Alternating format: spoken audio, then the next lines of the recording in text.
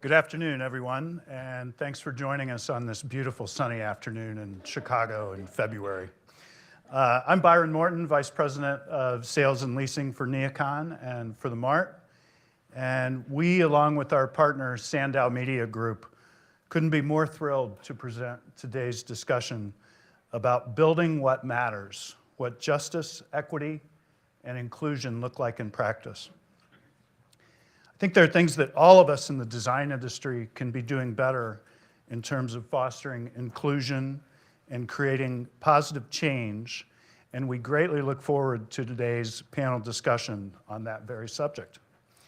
We're honored to have Kelly Beamon with us today, here to moderate the conversation. Kelly has written about architecture and design for nearly 20 years in staff positions for Architectural Record, This Old House, Interior Design, Surface, HD, and currently at Metropolis Magazine, where she is senior editor. In addition to trends in building materials, the impact that practitioners can have on neighborhoods, workplaces, young learners, and design culture are her favorite areas of research. As a longtime journalist of American home styles and interiors, Kelly's work has been referenced in The Times, ABC News, and USA Today. She has a BA in English from Chatham University in Pittsburgh and is an enthusiastic furniture collector. She now works from Central New Jersey, where she resides with her children, a guinea pig, a dog, and several pieces of threadbare period furniture by George Nelson, Kazuhide Takahama, Charles and Ray Eames, and Gustav Stickley, just to name a few. I kind of want to go to her house. Please welcome Kelly, who will then introduce today's panelists, and please all of you enjoy today's discussion.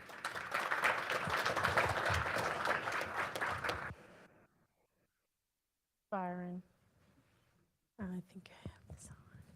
Well, before we start on this serious topic, I just wanted to share some rather fun news that after the talk, we'll be going to a couple of showrooms in theMART, which belong to Digilock and Scandinavian Spaces. So please feel free to join me and some of our panelists as we take a short walk to those showrooms on 10th and 11th, and either continue this conversation or start some new ones. Now back to what matters. Considering current affairs globally, because I think our minds are on some news that we got earlier today about what's happening in Russia or in the Ukraine. I think we're probably wondering, to whom the topic of equity in design does matter, who really cares about building this kind of representation, this kind of work culture, who is invested in the broader impact that design can have if it enriches the lives of more than a privileged few. Is this important? Fortunately, we're joined today by 4 design leaders who will share ways that firms can walk the talk when it comes to design justice. Excuse me, we're joined by 3. Unfortunately, one of our panelists couldn't make it. But also the way that firms can start reflecting the real world in their staffing, in their bidding behavior, subcontracting choices, and community engagement efforts. These are things that I've been researching a lot more. I think that we're focusing on process a lot more in our conversations about the built environment. And so I'm very happy to introduce you to our panelists. I'm going to read a few things about them. I'm starting with Kimberly Dowdell, who is a principal with HOK here in Chicago, the immediate past president of the National Organization of Minority Architects, and a frequent speaker on the topic of diversity, equity, and inclusion in architecture, also in sustainable design, and in the future of cities.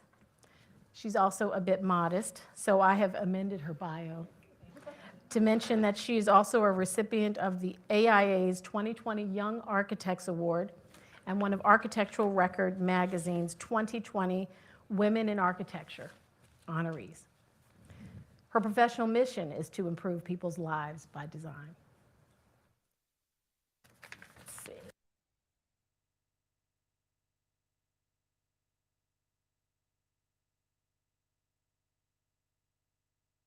He is a social activist, an artist, exhibition designer, and an architect with over 20 years of experience championing design justice advocacy through his career at SmithGroup. As a leader of the firm's Justice, Equity, Diversity, and Inclusion Committee, his charge is to lead design projects that address the systemic injustice that architecture and planning have perpetuated for historically disenfranchised communities of color. Leveraging his tenacious passion for design justice with authenticity and creativity, he is currently leading anti-racism efforts in design projects, including the National Slavery Museum at Lumpkin's Slave Jail, the Virginia Museum of Fine Arts expansion and renovation project, a new master plan for the Whitney Plantation, a traveling art installation called Society's Cage that sheds national awareness on the intersectional effects of racism on our society's collective health, safety, and welfare, and a traveling art exhibition called All Eyes on Me, which will advance a sweeping social art history of hip hop and its myriad expressions across the globe, bringing together poetry, music videos, couture fashion, painting, sculpture, photography, and film by the most innovative and cultural producers of the last 50 years. He is busy. And at the end here, we have Jomo Tariq, a Kenyan-born Ethiopian-American who is founder of Jomo Furniture. He designs elegant sculptural seating informed by his African diasporic background. As an industrial designer, he is defining a new design language of modern African-themed furniture. As a child, Jomo developed his craft during summer breaks at a local furniture builder in Addis Ababa, Ethiopia. He went on to earn his Bachelor of Fine Arts in Industrial Design at the University of Kansas. But it is Jomo's statistical research on the low number of big-name furniture brands in design collaborations with Black designers, which gained him the most industry attention. I don't know that that's a good thing. But it's impressive because he's able to help companies visualize the problem. Now, museums, including the Metropolitan Museum of Art in New York, have begun collecting his work. And this is before any collaborations, am I right? With manufacturers have been, right. The reason we can put his career trajectory in context is because Tariku, I'm using your last name, I feel like saying Jomo, worked for a decade as a data scientist for the World Bank. And that was while he refined his furniture design. So he's able to, yeah, I just said, he's able to help us visualize this issue. So anyway, I'm just happy to have you all here. So I'm just gonna jump into questions and feel free to interrupt me. We don't have to go in order. If you have something that you really want answered urgently, just throw it out. At a time when many in the design world think, and I hate to use this, I wrote it, but then I thought, I probably shouldn't say it, but a lot of people think they're woke, right? Just for acknowledging that their peers are marginalized. What does doing the real work of creating diversity look like? What is that work that has an impact on very specific things like licensure among Black designers, work that introduces students to career opportunities, and perhaps changes the discussion about the canon of design?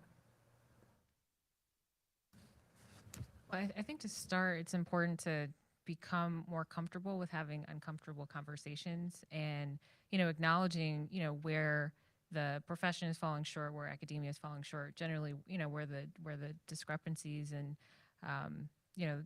basically where the problems are, and voicing those problems and having conversations with a diverse group of people to actually help to solve them. As was mentioned, I was the national president of NOMA for 2 years, so 2019 and 2020, and so I talked about this a lot. In fact, the numbers haven't changed much. There are 116,000 licensed architects in the U.S. There are actually more lawyers in the state of California than that, but that's just context setting.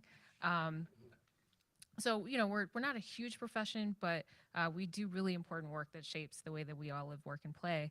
And of that 116,000 licensed architects, only just under 2,500 are Black, and of that number, just over 500 are Black women. And so, that's a very, like, these are dismal numbers when you think about representation. So that's an uncomfortable thing to talk about, but if we don't talk about it, we can't address the issue. So I think just at baseline, it's important to know the numbers and to be able to talk about it and dissect, well, how did this happen? What can we do to change it? In fact, when I was NOMA president, we worked with the AI Large Firm Roundtable, which represents the 60 largest design firms in North America, coming together to solve a lot of different issues or talk about a lot of different issues in the profession. But one of the issues that was prioritized was issues around justice, equity, diversity, and inclusion. And so LFRT is what it's called. Along with NOMA, we came up with the 2030 Diversity Challenge, which is to try to double the number of licensed Black architects between now and 2030, or at that point, 2019 and 2030. It's a long road, and we're running at, we have 8 years, but we've not really, if you look at the numbers, we're not quite where we're not trending in the direction to get to the 2030. So we have to actually really figure that out, like, pretty quickly, or move the date, but that feels weird, so. I think, yeah, people are talking, but maybe it seems that the talking has gone on for a long time because that number hasn't budged, right? In 2%. what, 30 years? More than that, yeah. More than 30 years. I'll just chime in on that, because I think we've in my sort of approach to JEDI and really kind of taking direct action, we basically rose to the occasion of really seeing a need to directly nurture the pipeline. And in 2020, we created an HBCU outreach program where a series of professionals across 3 of our offices, Chicago being one, actually worked directly with 3 HBCUs. We are working with Howard University, Hampton University, and FAMU. So our Chicago office is actually working directly with FAMU. And essentially, Right. Does everyone know what the HBCUs are? Yes, historically Black colleges and universities. Sorry, Dee. pardon. And so this outreach program allows us to really function almost as adjunct professors. And we're able to sort of work directly with the students. We're doing desk crits on a weekly basis.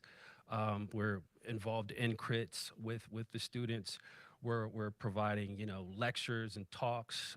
We're sharing resources and tools, and really going direct to the source, right? And really kind of nurturing the skills and the mindsets that we are fundamentally trying to have as professionals.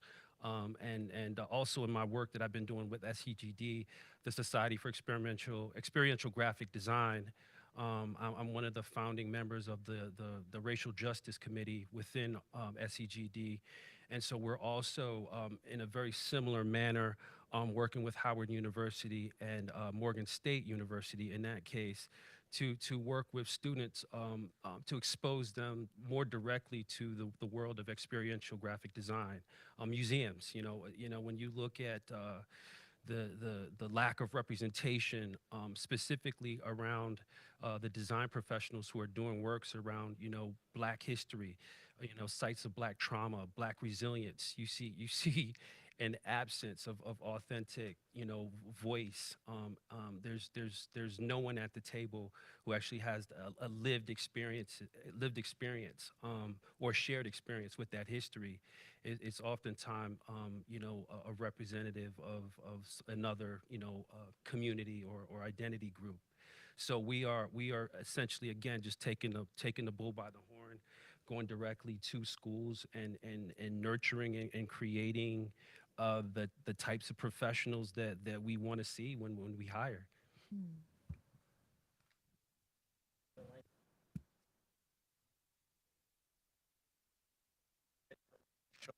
Slide. um, ta- this quote, uh, uh, uh,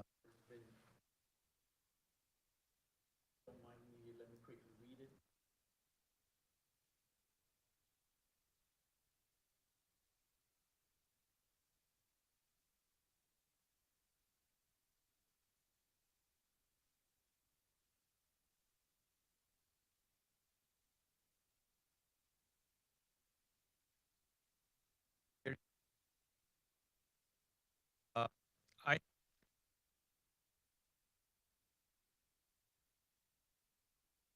if,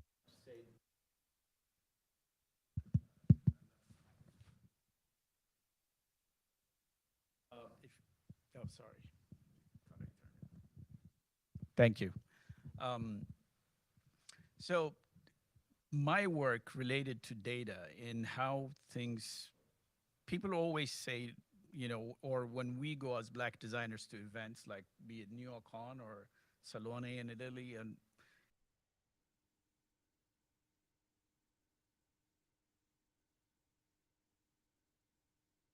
what's going on is the truly the industry reflected at these events, and why are we missing in books? Why are we are not in the canon of the design history, or like you've been saying, in museums? So that curiosity is what led me to do kind of a crowdsourced data search of what large companies, um, from who they license their work from. So if you don't mind showing the slide that, uh, so this is a research that I did, I think two and a half or 3 years ago. I've been collecting that data on and off, trying to see how many black designers are licensed by large companies. I just had to, because no one was giving me the data, I literally had to visit each page, scrap all the photos of their licensed designers. Some dead, like for companies like Herman Miller, are licensing from, designers that have passed away. So that's, companies like Knoll having 160 designers they license from and one only being black. And that was what the reflection I was seeing when I go to events. And one of the reasons you're also not being taken care of seriously as a designer when you try to approach same company saying, look, I'm a designer, I'd love to have the opportunity to present my work to you.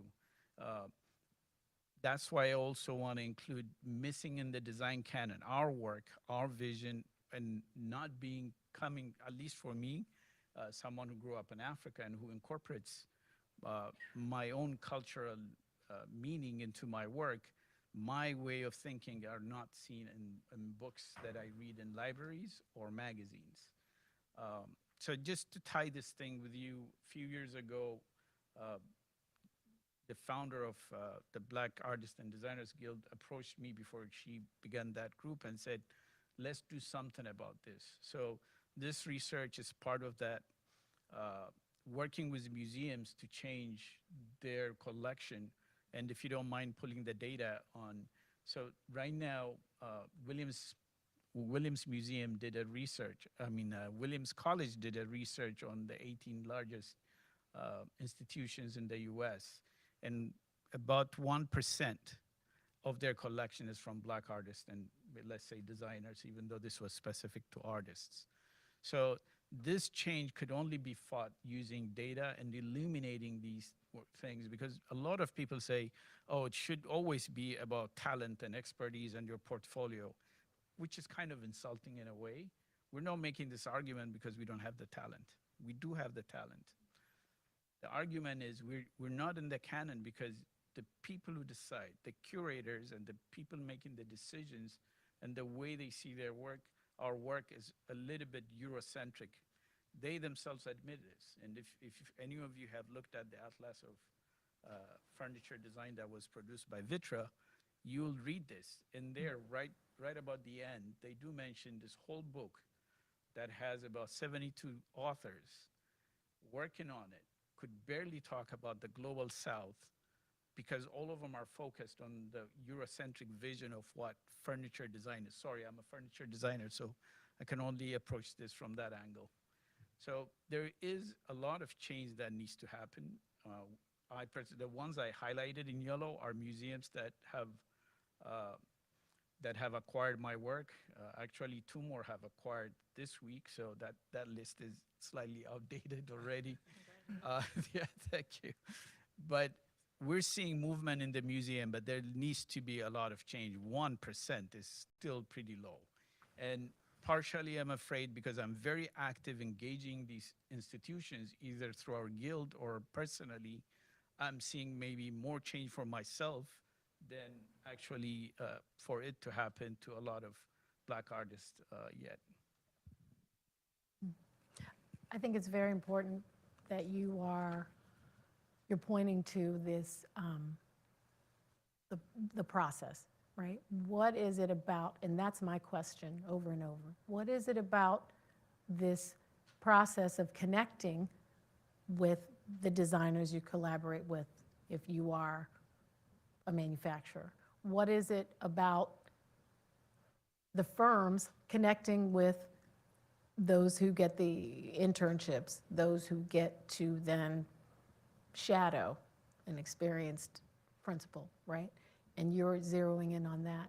I think it's the process, because for so long, in doing some reporting, you bring up the issue. And there was an article on practice at a publication I was previously with, and just across the board looking at what's happening, and particularly focusing on Me Too, which I thought, okay, this is interesting, and gave a sliver, few paragraphs to the idea of, well, not only are there too few women, but there are too few architects of color in the firms. What are you doing about that?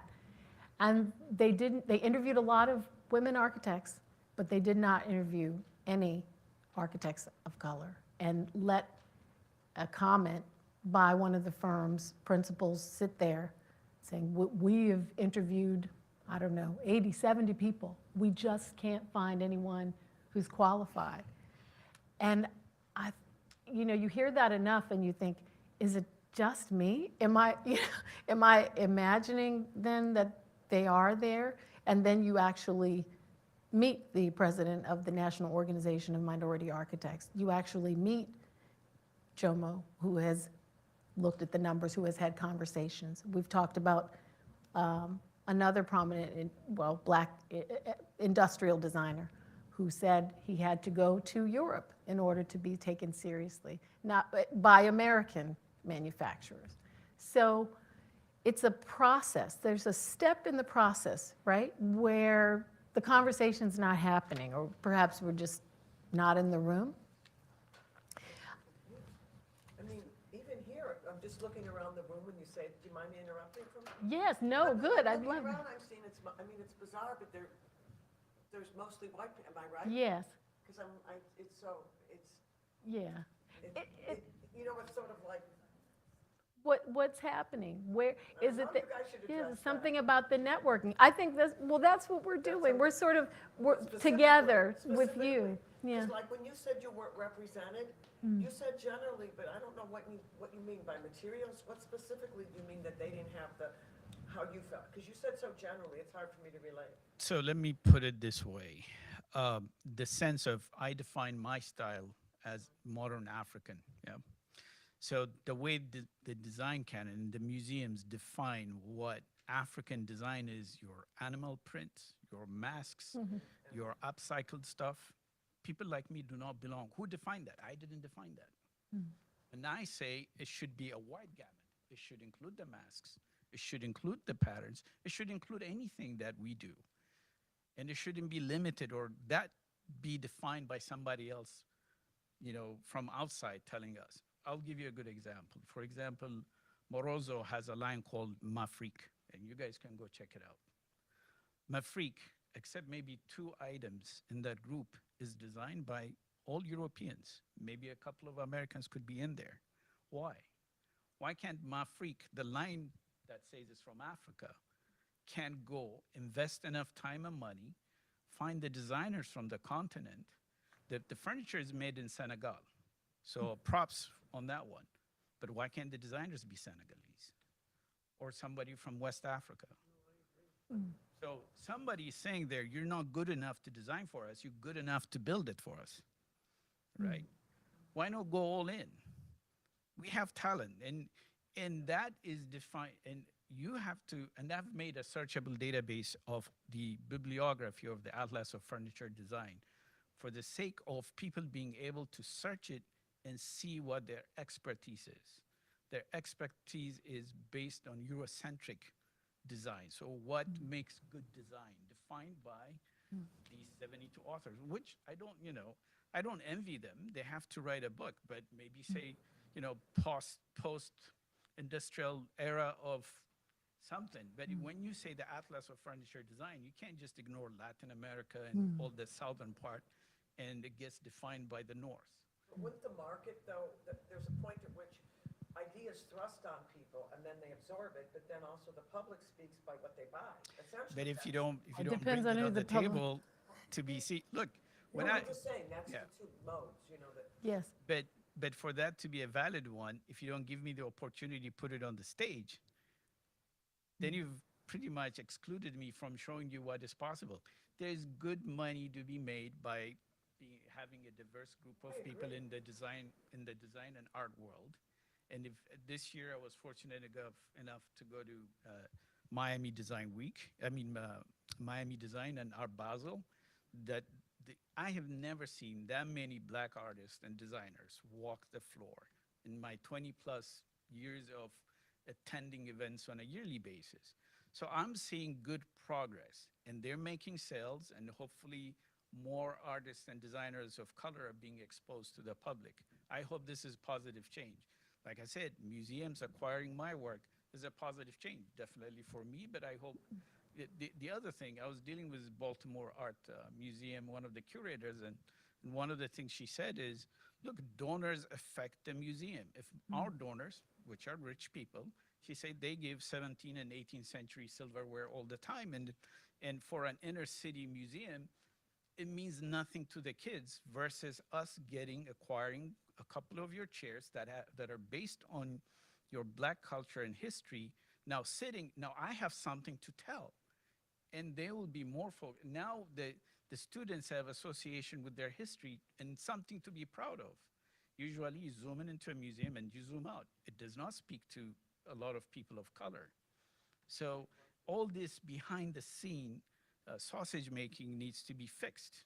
And we just had a meeting with the Met last week, a group of us, and my advice to them was, please be aware, you guys are the standard setters. You guys do the right thing, the others follow. The reason I said that is the other 6 museums that ended up talking to me about acquiring, all of them at some point had worked at the Met. So there is things we can't see behind the scene that needs to be fixed. I can only see what's up front and judge them by that. But at least I've been able to, just through a long design career, have been able to understand some of this. And then also getting more donors who are black because there's plenty of black people, in the energy. Do you know what I'm saying? Yeah, no, there are donors. People getting involved and taking an interest in their own. Am I right? Or? I think this back and forth that you're having also hits on something that was expressed at different times by everyone on the panel, and it's who gets to define the aesthetic, or even to define design, what is in the canon. And that, like you said, the Met leads because it's the Met.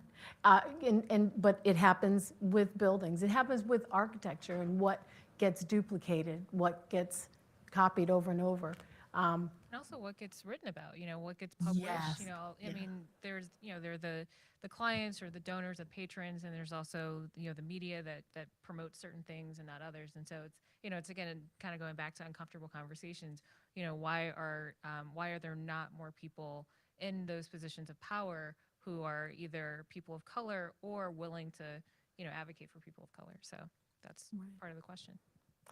That brings me to this issue of Leslie Loco, the architect who is now, she's the curator of the 2023 Venice Architecture Biennale.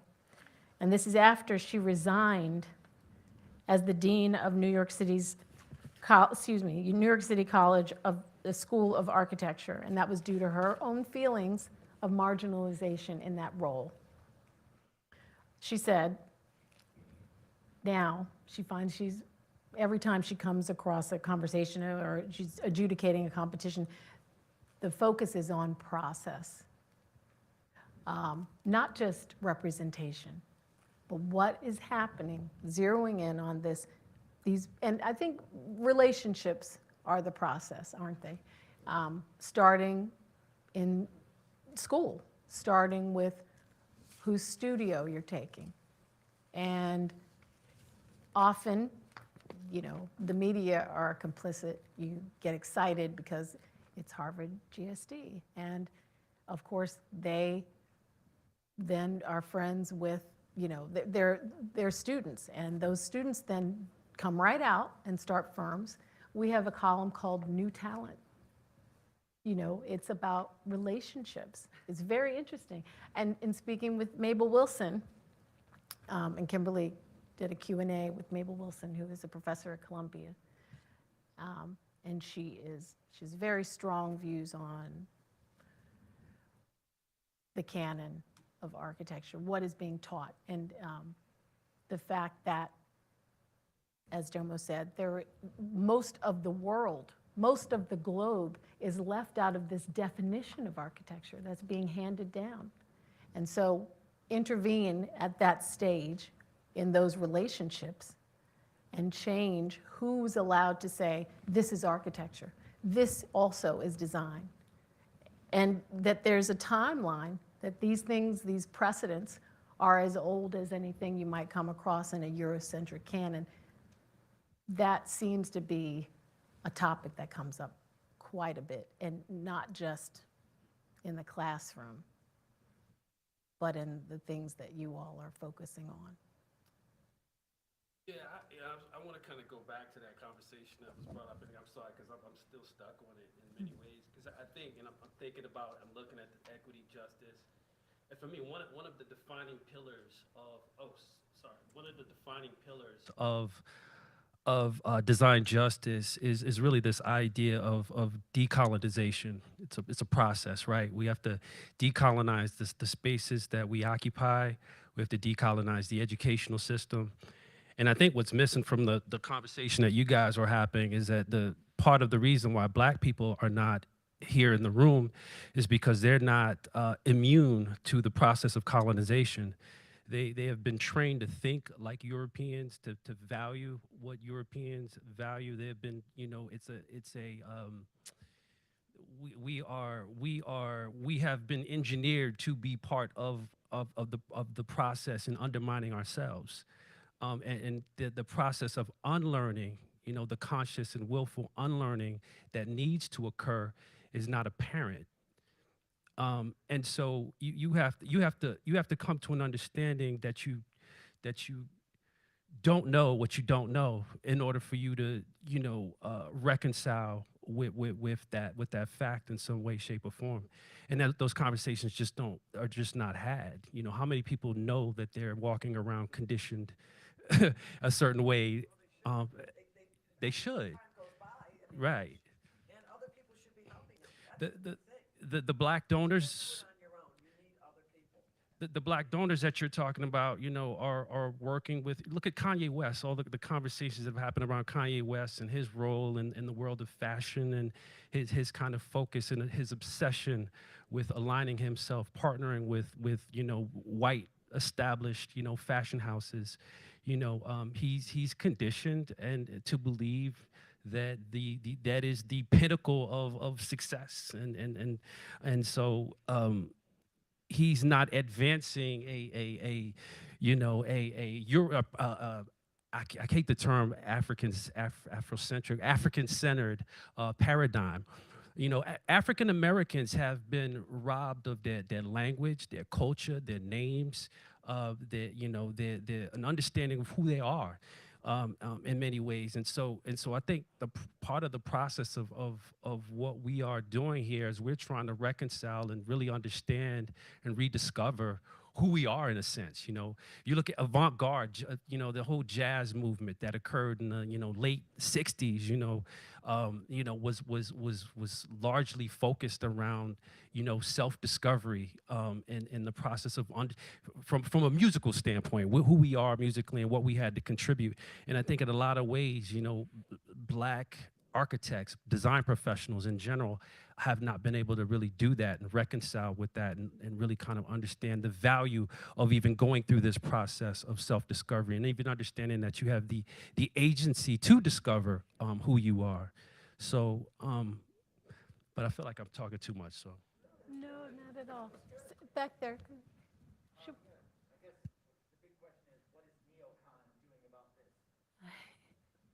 What are they doing? It was the industrial design in particular, yes? What's that? You mean the industrial design side in particular? NeoCon is the biggest design show in the world. I've been there for a few years. Shouldn't they be the ones like spearheading some sort of initiative to do this? Byron? Not just at this time. Why isn't this panel happening at NeoCon during NeoCon? That's a great question. In fact, ask it again. That's an later excellent to question. many other people with the MART. Maybe we could. I guess there's a follow-up. Is like we've all been to NeoCon many times. I mean, Yeah. I've seen very few Black exhibitors, if any. True. Yes. Not even like a token, not even a token, right? Right. Like we have, I would go and I'm looking like there's not really any internationally recognized people that don't have the Eurocentric. Even the Japanese come and I see everything as Eurocentric, right? You come from South America and everything's Eurocentric, but there's like a handful of, you know, tokenism in this design world where like, oh well, as long as we have a few, we can like say that we did, right? Why aren't we doing it with a much larger impact? Okay, I would like to delve into this. This is an excellent Go right question. I just want to tell you a very short story of what happened. The first time I showed my work after like an 8-year hiatus was at Dubai Design Week. When I got invited, was like, yeah, I'll take whatever I have. So I had to run into the shop, make some new ideas and take it. And again, my thought was it would have zero reaction from the crowd on things that are based on Africa. So I didn't think my stools and chairs would have zero effect.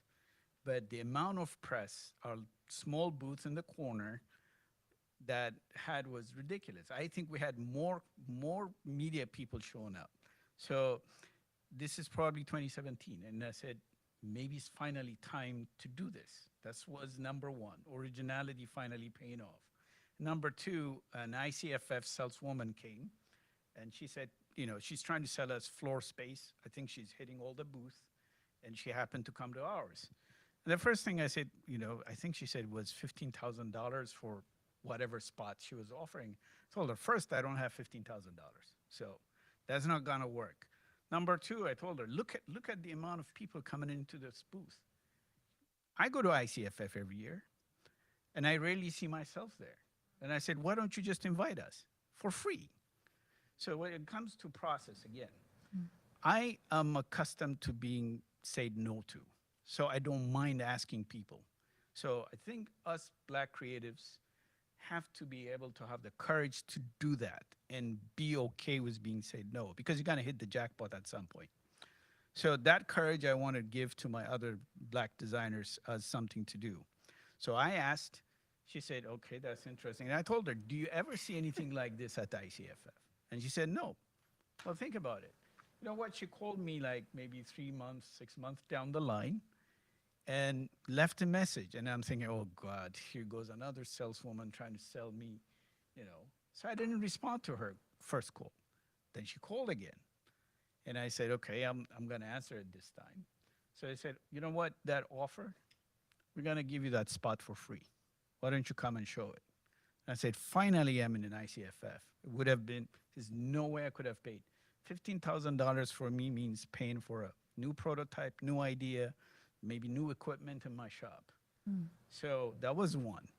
But an interior design magazine editor happened to be walking by the booth I had set up. And it was like she had a whiplash. She walked by it and came back and it's like, I've never seen anything like this. So she picked my work as one of the 10 interesting things at ICFF. So that type of chain reaction, where industry does something, and I'm not getting these things for free. I'm also contributing to this whole body language of design. So it's a mutual thing. So I hope the industry doesn't think when they open doors is like, oh, if it wasn't for us, you didn't get there. I hope that's not what's happening. But what we bring to this whole conversation is very important. It's more than money-wise what somebody can do. But I just wanted to mention that. So actually, I'm going to piggyback off that a little bit. So one of the things I maybe should have put in my bio is for HOK, I'm one of the firm-wide co-chairs for the Diversity Advisory Council. So it's me and two other people. And the three of us, we got together and we did a presentation for NOMA last year. And, we're just kind of having a conversation with each other about, the things that the firm, has been doing for the last 10 years that this advisory council's been in place. And one of my colleagues, Shiva Mendez, she said, well, actually, I think I maybe mentioned the golden rule, which I think most people know, do unto others as you'd have them do unto you. It's kind of like a baseline kind of human thing. And then she's like, well, actually, there's the platinum rule, which I had not heard about. And so I learned while we were recording the session about the platinum rule, which is to do unto others as they need, essentially. Or maybe there's a better way to put that. But basically helping people, meeting them where they are. And so, for example, you had a challenge with affording this thing that most other people who obviously participate, that's not an issue for them because their business model, maybe they have just other resources that you didn't have available. But the fact that they eventually saw that you have the potential, you just need this extra help, I think it's really important. So I think there's something to be said about intentionality around meeting people where they are. And so I guess my two themes at this point are uncomfortable conversations and then also intentionality. So it's probably uncomfortable to say, actually, I can't afford this because, a whole other conversation for maybe a whole other panel is like the wealth gap and why we're there. But, there are fewer resources in communities of color for a myriad reasons. But, knowing that we have to figure out ways to fill those gaps so that people do have access. In fact, when I was NOMA president, my platform was all in for NOMA, which means, all people should join, not just Black architects, but also it stood for access, leadership, and legacy. And so how do you create access to the profession, programming for children, our project pipeline summer camps, scholarships for students in school, and then support through licensure to get us to achieving that 2030 diversity challenge.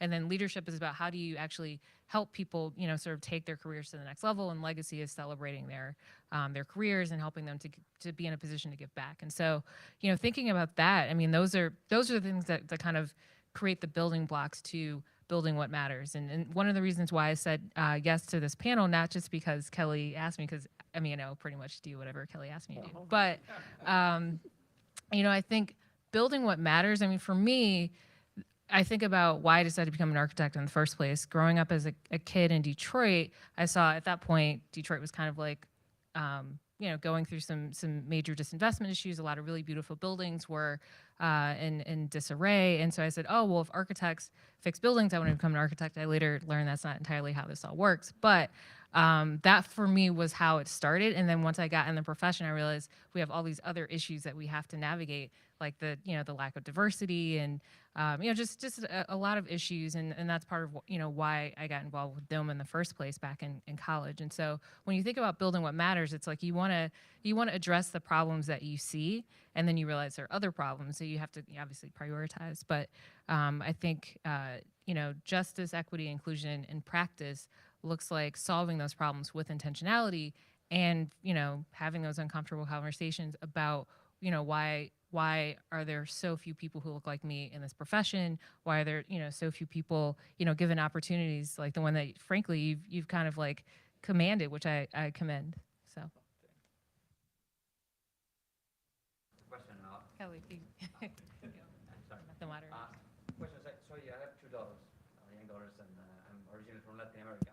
And I always are preoccupied of how I make sure these little girls feel empowered, that they feel they can change the world in a way. This is a personal question, but where did you find that energy to believe in yourself, to overcome what you thought would be something pushing you down? Where you found it, and how we can help world to feel that they can believe in themselves, that they can help build a better world from Yeah. wherever they come from. That's a great question. I mean, I think from a very early age, like my grandmother instilled in me this notion that, anything is possible. And so for me, that was foundational in that, and, the faith that she gave me, and I still have to this day. So that's like foundation. But I would say once I kind of got to, high school and college, I started to see examples of people who were doing, either the upperclassmen or upper class people.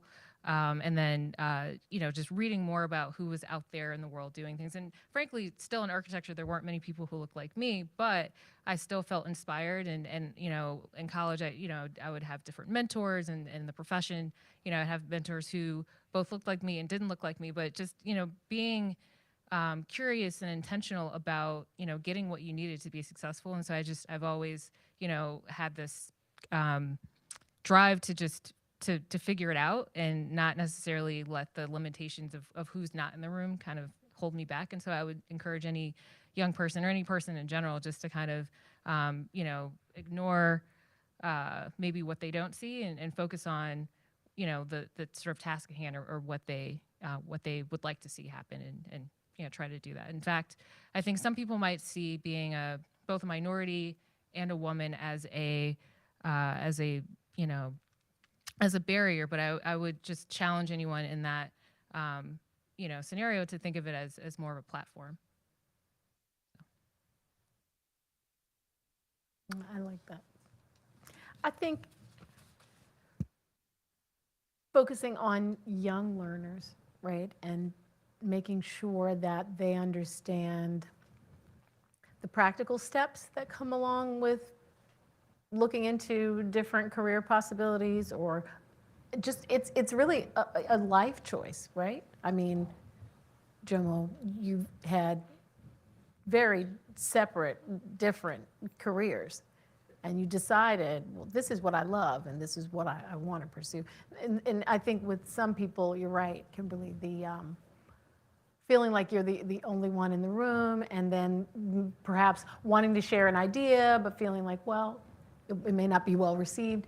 All of that is, it's difficult to do if you don't catch it early, right? So it's great that NOMA has programs that connect architects with young kids. It's great that is it through SmithGroup, Dayton, or is this separate, the initiative you spoke about, going to the HBCUs? No, we SmithGroup, through its JEDI initiative, has a HBCU outreach program, and then also through my relationship with SEGD, we've also created a separate stream of outreach towards HBCUs that is pointed more towards the world of experiential graphic design.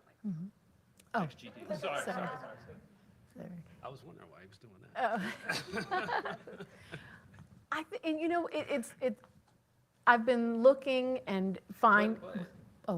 But so it's interesting. You have to be the change that you want to see, right? We had through working on the National Museum of Slavery at the Lumpkin Slave Jail, had nurtured a relationship with Hampton long before 2020. I've been working with HBCUs now since maybe officially since like 2017, and I'm also attended HBCU, Tuskegee University, so have been very involved and engaged.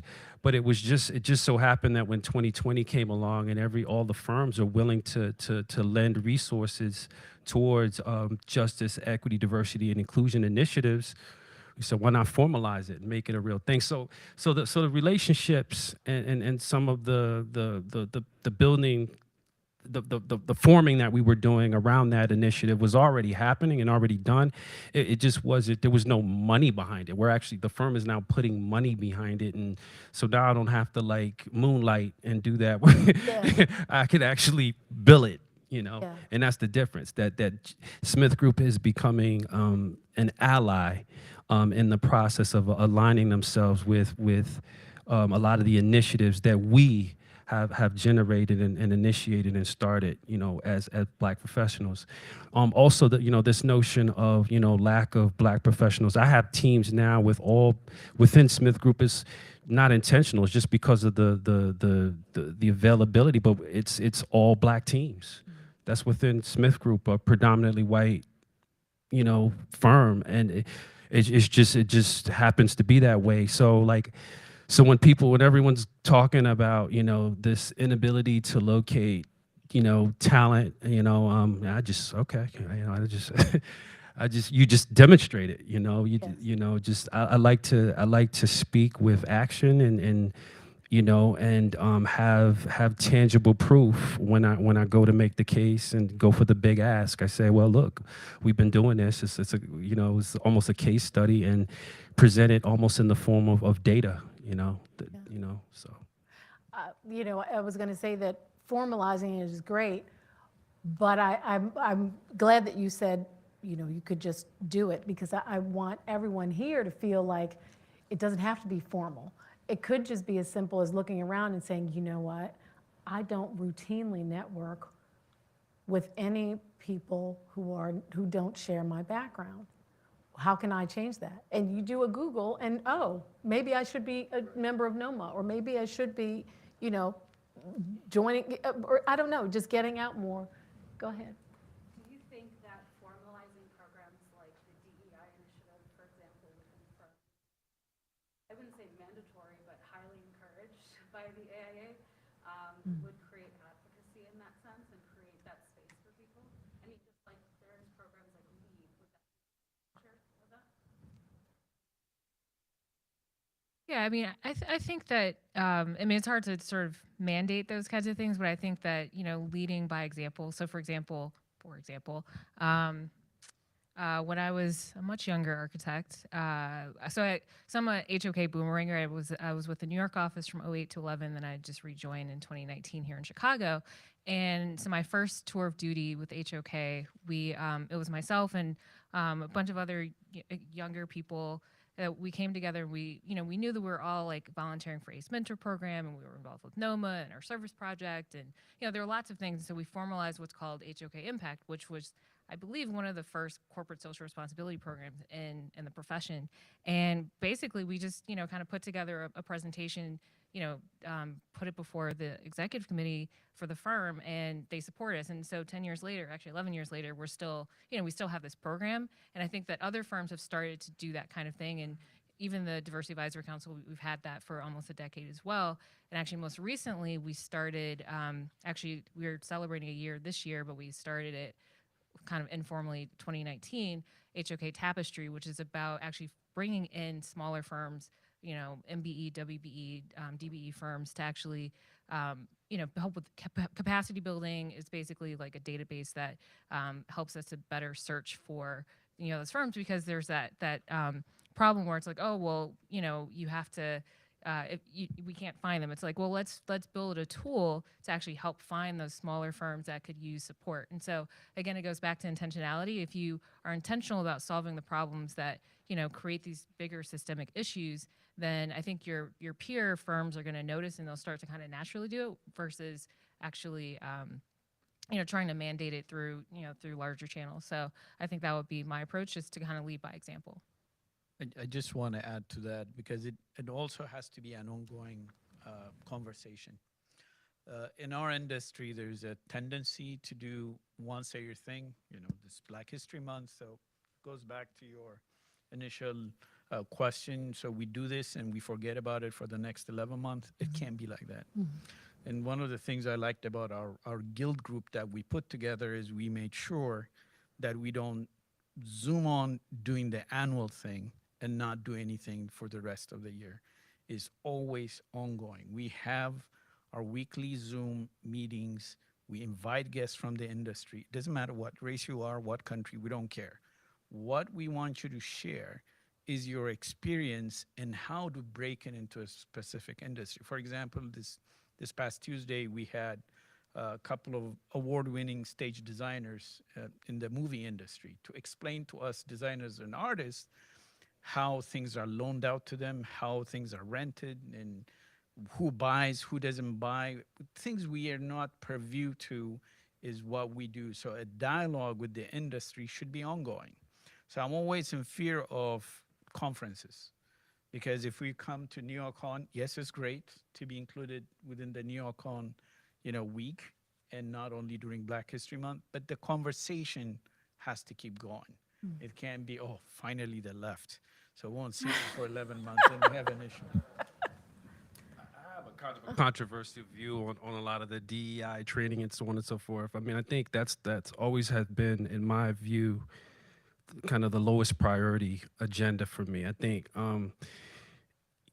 we as a society, we tend to always put the focus on well, for lack of better terms, the historical oppressor, than we do on the actual historically oppressed, right? And what the DEI training does is it's very focused on the historical oppressor, right? It's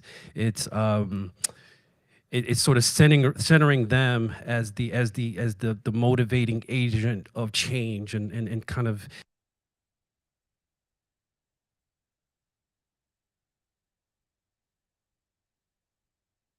for so many initiatives, and I'd rather take the money, and if we're going to do any training, do professional development training with the historically marginalized professionals, how to deal with microaggressions, right? Understand, business acumen, emotional intelligence training. I think that we need to start to begin to center the historically marginalized in these conversations as the target of focus when we're talking about providing agency and power for growth, because ultimately this is the whole focus of justice and equity. It's really about undoing systemic harm that has been done to marginalized people. And I think we need to put more emphasis on undoing that harm and focusing on marginalized communities and not so much on the dominant, society as a whole. So it always comes up, the anti-racism training and and I'm just like, let's just think big. Let's think outside the box and let's just see what else we can do.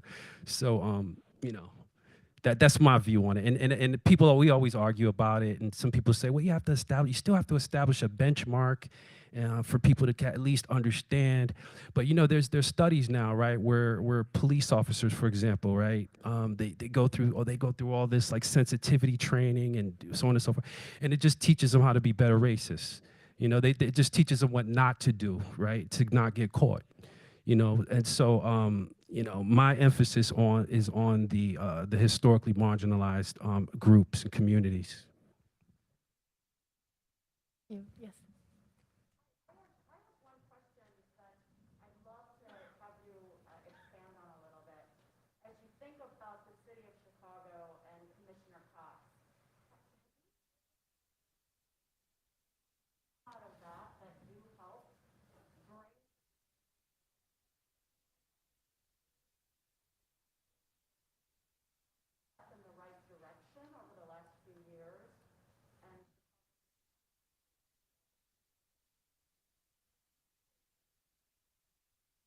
So there's the Invest Southwest initiative, which I think is probably one of the the major programs that he's introduced since he's been here since 2019, which is also when I got here. Actually, we both came from Detroit, so I've known Commissioner Cox since 2006. We actually co-founded an organization together called SEED, which stands for Social, Economic, Environmental Design. And the mission of SEED is to advance the right of every person to live in a socially, economically, and environmentally healthy community.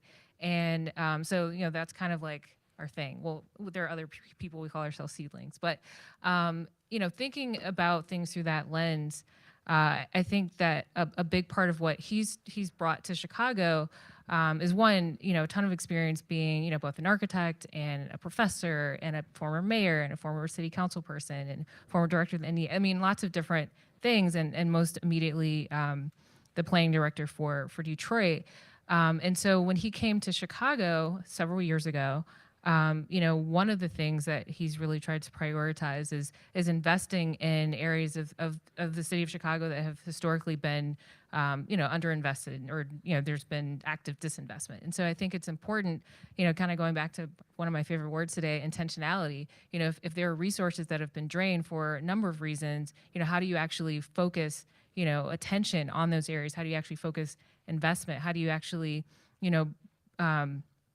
require that architects of color are engaged in the process? And so another initiative that sort of is attached sort of informally to Invest Southwest is just this directory or kind of short list of different firms that that developers can call upon and not have the excuse, well, I don't know where to find them. And so, trying to take those excuses away and equip people with the tools that they need to actually do that equitable work, I think is really important. I think that's been an important aspect of what Commissioner Cox has brought to the city of Chicago. That's great. I wasn't aware. Yeah. What you just described, about resources and making sure they're pointed in the right direction makes me think about the RFP process and giving opportunities to people to get involved. You're laughing because that it can be, it's mysterious, isn't it? It's different everywhere you go. And yet it's a critical piece of, I don't know, of access, or it's a key to access, right? Once one firm gets one museum, well, then now they're known, they get another one. Not only do they get the money, the commission, they get the prestige. And I want to hear from all of you. I have an idea. I know how I feel about it, but it's a little problematic when consistently it's a cultural project. It may have to do with African Americans, and yet it is awarded to a firm that does not have them in leadership positions or any at all. I think that is something, especially in the recent climate, racial reckoning, where we are thinking about memorials. Colleges are actively thinking about memorials, building them, and there's an RFP process. There are a certain number of firms that have relationships with government officials all across the country and have a conversation, are shortlisted, and then claim, we had community engagement. We had buy-in from the people who are affected. And yet, when you look at the trail of the money, it's not reaching the professionals. So back to this idea of, look what we're doing. Look at the good we're doing. We're handing you something. We're handing the community something. But you didn't do it for free. You made money and cut out of that financial equation and the prestige and the future work that comes along with getting those kinds of commissions is the issue of not including Black-owned firms. And that's something I think about a lot. I think the team, even at the magazine, we research a lot. We are looking into, because it's one of those very murky areas where you can't quite claim a Black-owned firm wasn't given a shot at the RFP process. Well, where did it run? Did anyone even see it? Well, we ran it someplace, but then there's a private conversation, and the firm that was going to get it all along really was sort of decided up front. I wonder what can be done about intervening in that, or changing that process, or making it more transparent so that a larger number of people of color have a shot at those kinds of commissions. That's a tough one. You hit it on the nose, right? You get these RFPs, and they say, you have to have.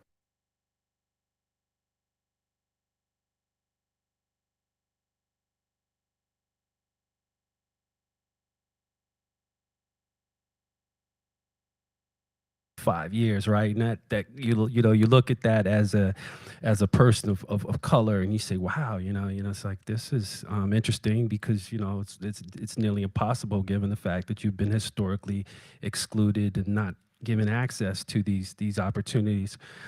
So it's clearly a signal that it's this, a continuation of the same. Um, I've long kind of accepted that, in a sense, unfortunately. But where I think it starts to become really injurious is when that even happens on Black sites, Black historic sites, like HBCUs, for example.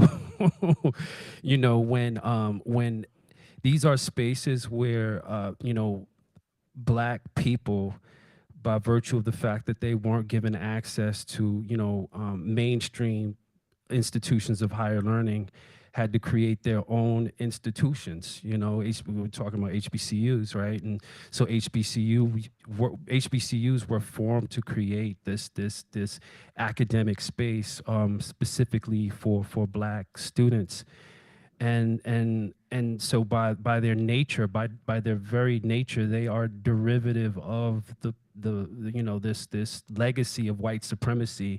Yet even historically Black colleges and universities participate in the exclusion of Black architects, Black design professionals Recently, in the Morgan. instrumentation of RFPs. I mean, it's mind blowing, and in my limited voice, and you talked about what do we do about it. I have spoken about it. I've addressed it within our firm, and made it a point that if we are gonna go after that type of work, that we need to focus on the the smaller, underserved, under recognized firms that are out there that could really utilize a boost. There's some great small scale upstart firms that are really doing some good work at the scale that they're working at, and could really kind of benefit from some of the opportunities, and frankly could probably even do a better job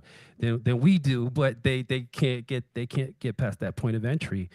And so I'm not really sure. I mean, it's an advocacy issue. Obviously I've also spoken till my face is turned blue about the need and the value of bringing authentic voice to projects, the lived experience, the idea that you are a Black person in America, that you are connected to this history.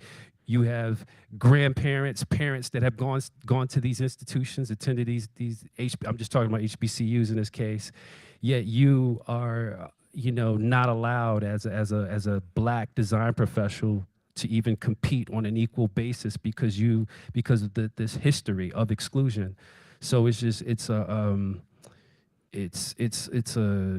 don't have the answer to it. I mean, other than being more vocal and continuing to kind of raise awareness around the issue and get more folks talking about it, I don't know what we do. Yes. You actually do have the answer to it. What I've noticed is I'll build this whole model: proximity is power, and harmonious connection, and who we are on and who we become. Like you guys have the word justice, the biggest issue we're having is we have a lot of Black people in the communities that can't even get past the word justice. Right. And so they can't even get to this elite level. I've noticed as traveling and being across the country working with other firms, I'm in the outdoor living industry. I'm always the only Black one, and I feel like at my basic level, I'm the superstar even within my community. So what I've done is, instead of, I'm here at the panel just to see what you guys are to say learning, but I'm actually picking up the phone. I'm on Facebook. I'm reaching out to these smaller companies. I'm like, hey, what do you need help with? Let me show you what I know, because we're doing very well in here. We're doing very well in this department. So I've actually just become a mentor. I didn't know I was becoming. I woke up one morning and said, oh my God, I'm talking to like 20 different contractors on a weekly basis. I didn't know this is something that I didn't even know this is something I wanted to do, but I just knew that when I was coming up, there was none of this helping me. Justice was a big issue. The police were knocking on our doors for no reason.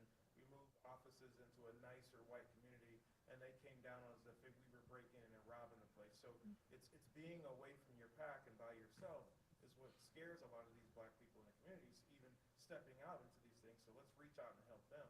We're on this panel. Let's also, when we're done with this panel, let's reach out and start helping others who are in this arena and moving them up to higher levels too. So you're speaking, right? That's the real thing. Right. I mean, I'm sure you guys do mentoring. Like you said, you do reach out on social media. I have a decent amount of students reaching out. Now it's down to high school because I do have one with Brooklyn High School, I think, tomorrow. So we make, as part of the guild that we've established, we mentor. Even as small as we are giving grants. We know the journey and the pain, just like you explained it.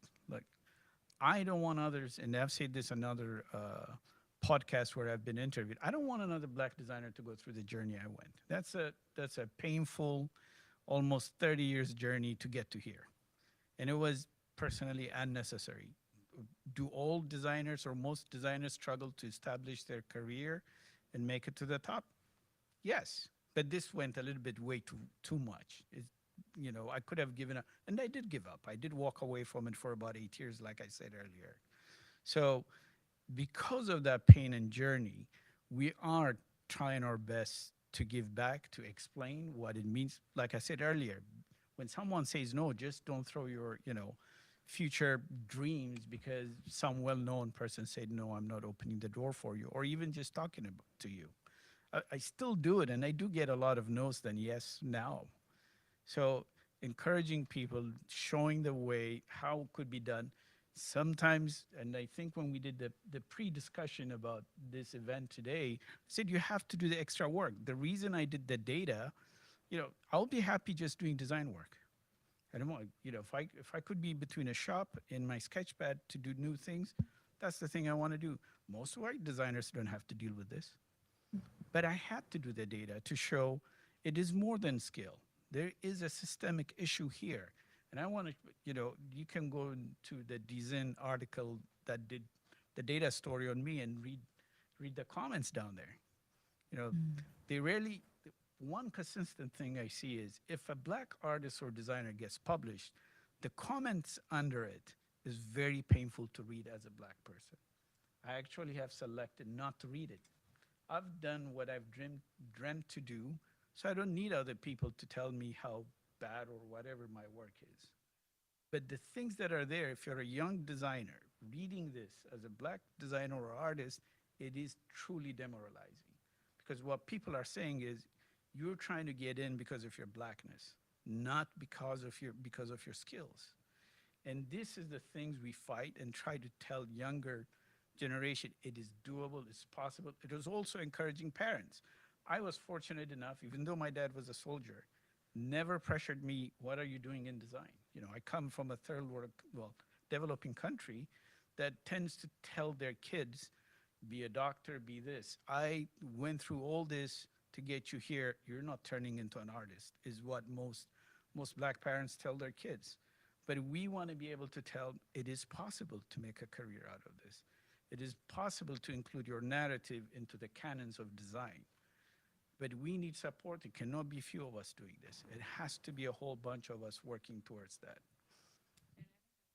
The most valuable things about NOMA, for those who are familiar, who are members, joining for me as a college student was really about, finding that community that could be supportive. And, there are other, there are a number of organizations within architecture, but I think what makes NOMA unique is that, it's very focused on mentorship. So one of the first things that happened as a student was that I was sort of like enveloped by all these mentors. I mean, it just was elevated to the NOMA Council, which is like the highest level after my presidency. And one of the things I said was I stand on the shoulders of giants. And, the people who mentored me through the years, they went through a lot of the struggles, frankly, I have not gone through. But I didn't have to because they already did it. And so my job for the future is to make sure that it's even easier, more accessible for those who are coming behind me. Yeah, you don't have to get up. I have a thing I tell everyone, the black professionals who are sort of in my realm of influence is that we have to work on reproducing ourselves. You know, it's like biology, right? You and your wife, you have two to reproduce yourself, at least two. Same thing professionally. I mean, that's literally the mindset I think we have to have as black professionals to ensure that we don't lose ground in terms of the growth and development in trying to improve the numbers and representation. And so that's kind of a working rule that I roll with, you know, informally, and try to promote. I think those are all, I mean, I think we got some really practical ideas out in the room from you all as well as the panel. And it like you said, it's the conversation. You have to have these conversations, for sure. I do want to add the question or the comment that was made earlier about why are there so many white people? I see a lot of black people here. Is that for me? I think there's a parallel in being. There's three words for me. It's access, opportunity, and stakeholder. I feel, or one of the biggest questions that a lot of people have is, well, if they wanted to be here, they could be, but that's not necessarily the case. And I feel that there is a parallel with what you guys are saying as far as the industry goes. Who makes the decisions, who brings that awareness, and who brings opportunities. And I do feel that there are layers of it, because there are people that could be in this room, but the decision makers are, they may not have that opportunity or haven't been given that opportunity. There's also people that don't have access to the experience desire or want. So I do think it goes, if there's a lot of layers behind that, and about educating, and I think that's kind of, just like you said, building that conversation is whether you are black and your history what is in your way, or those who are in the industry who don't even understand where those boundaries begin. Conversation is really the only thing. 100%.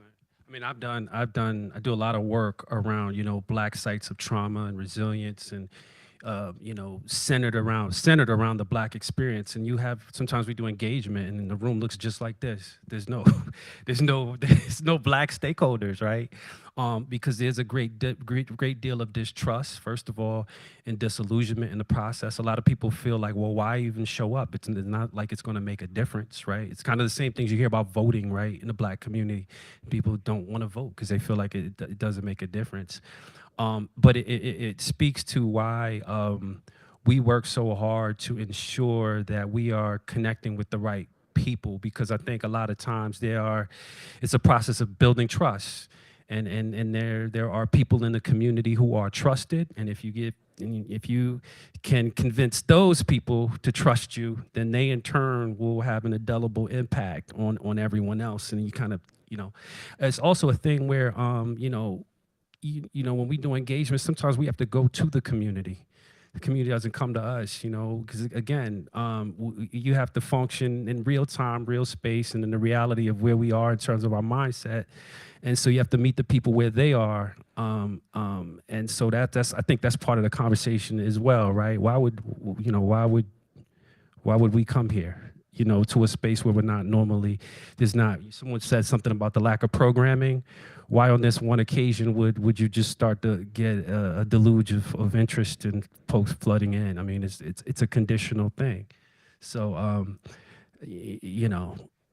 I would just add, in fact, one of the first things I remember Maurice Cox saying back in 2006 when we had our seed meeting, one of our early ones was, it's a proverb from, I think it's like from South Africa, but don't quote me on that. But basically, it's nothing about us without us is for us. And so he even to this day says that in community meetings. And so, you know, I'll say it again slowly, nothing about us without us is for us. And so, you know, you really have to, I mean, one of the key things that we decided very early on with Seed was just how important it is to engage the community meaningfully in the design process, because you can't really have a sensitive design if you're not understanding where the people are and how your design solution can solve solve things in a more optimal fashion. So I think it's really important, again, going back to the conversations,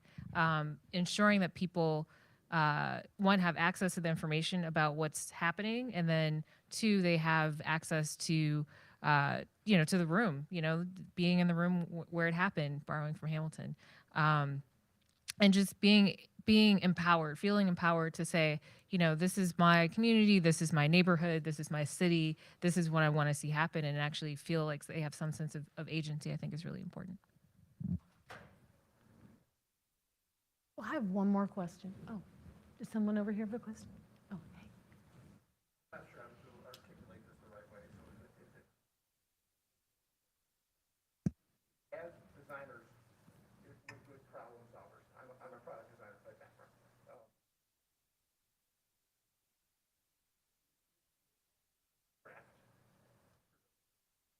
Practicing for X number of years.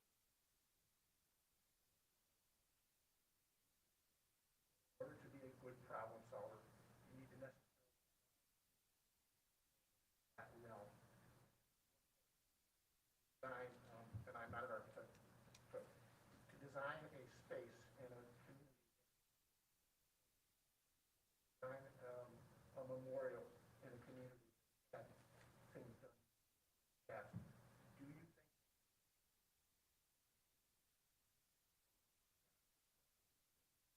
that as a designer? Well, I think you're looking at it from the wrong way. I think that margin. Historically marginalized people, what you have to understand, want to be agents in their own empowerment. We don't want to be saved. We don't want someone who's not of us coming into our communities and putting on a cape and doing some wonderful thing for us and flying away and feeling good about it. We want to actually participate and be direct agents in the process of building ourselves up.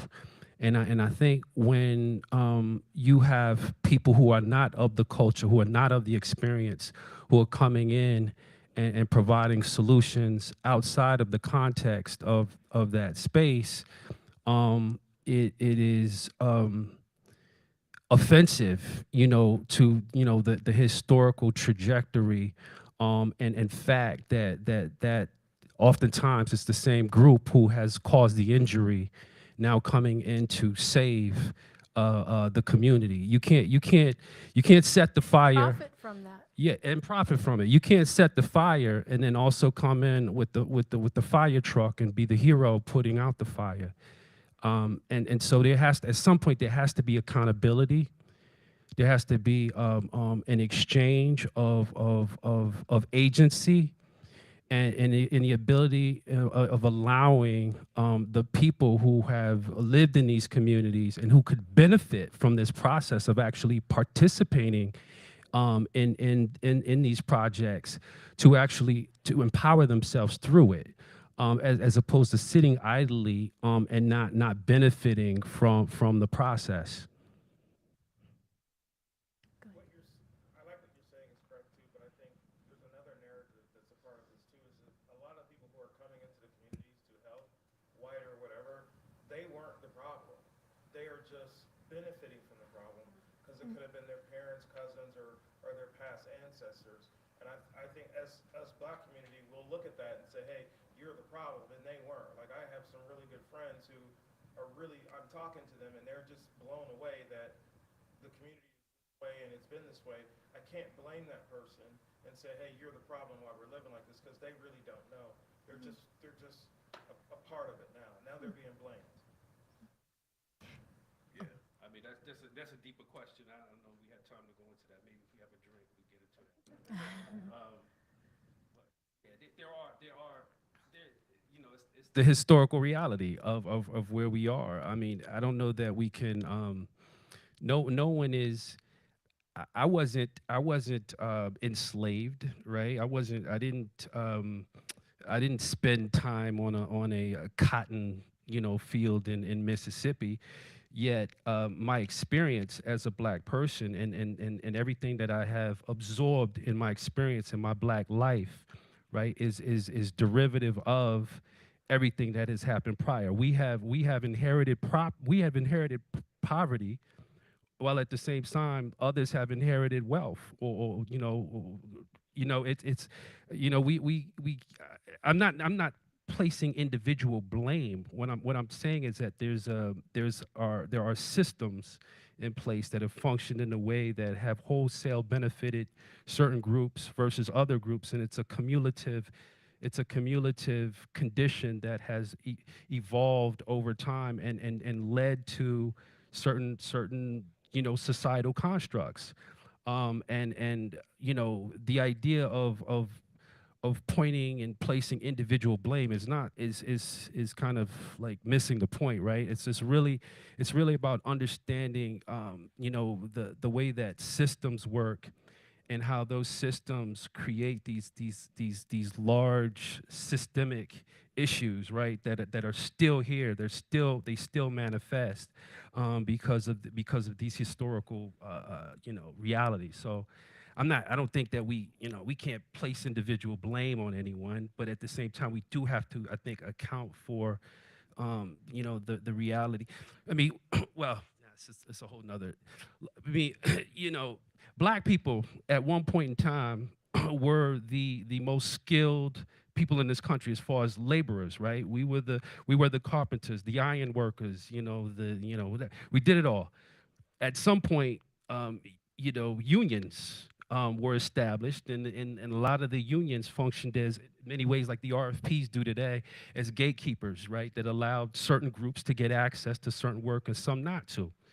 And in fact, a lot of black people lost their skills because if they couldn't get access to the jobs, right, the opportunities to continue to utilize those skills, they were lost, right? Like, there's a lot of things that we have to look at systemically that have contributed to our lot, and I don't think that we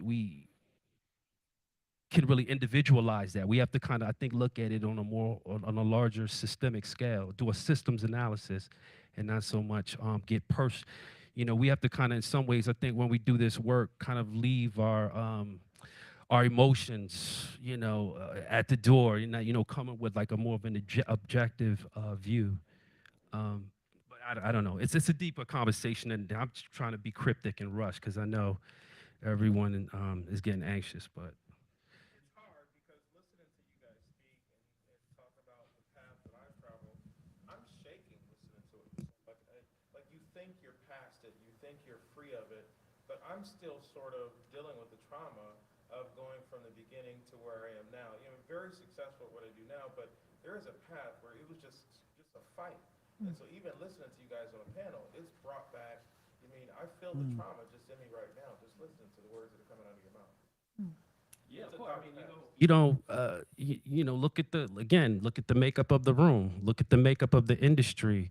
I'm not going to place that blame on an individual, but when we do a systems analysis, there are systemic causes I think we have to evaluate and look at as root sources of where we are now, and those cannot be looked at in a vacuum. They have to be taken in consideration when we talk about how we move forward as a society. And I think there's an economic function to it as well. Like, why are we not? I mean, there's jobs that are part of this. There's practical. There are practical benefits to having these opportunities, being able to feed my children, send my children to school. If these opportunities are being given to everyone else, then how does that begin to rectify and reconcile the past? I don't know. I think, go ahead. After Jomo. Add that systems are run by people. So again, I agree with you. It shouldn't be targeted to a specific person, but people who accept this system as the norm and keep practicing it need to have what we've been saying, the honest, uncomfortable discussion with them, saying, you have to change this. If we're gonna have a dialogue It can't be you lecturing us on how we should be. And I agree with you about access.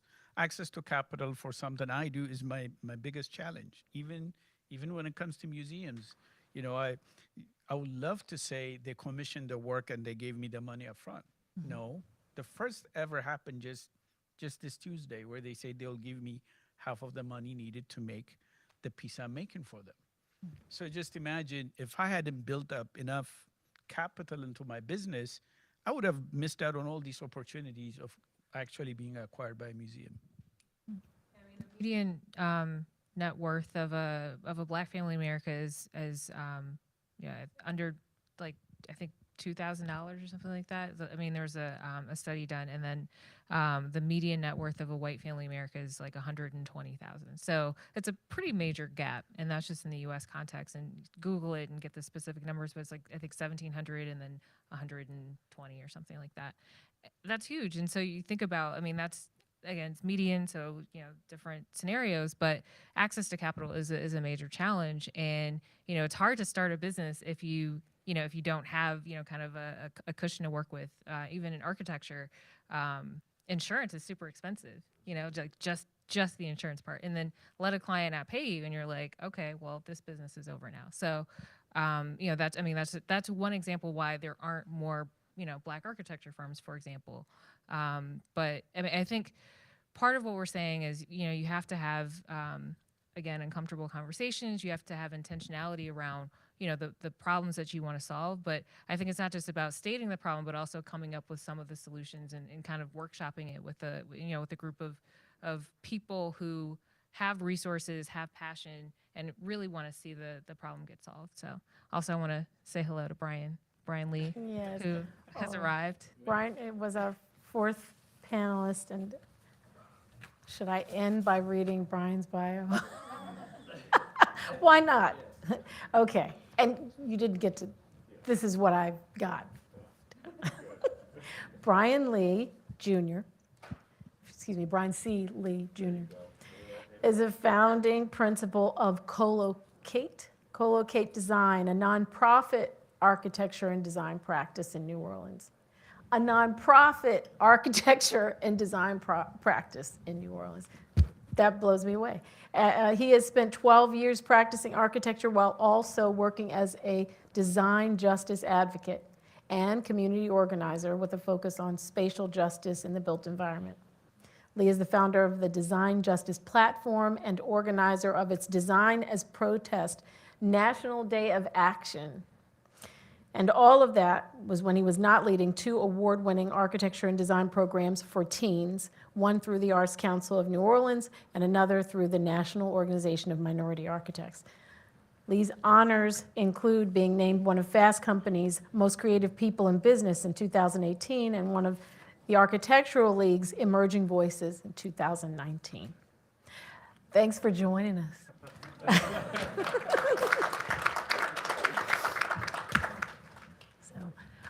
Like I said at the top of this session, we are going to go to those showrooms, so please join us. Continue this conversation, because this was very good. Start some new ones. Make some friends. Yes, have plenty of uncomfortable conversations. Yeah. Thank you.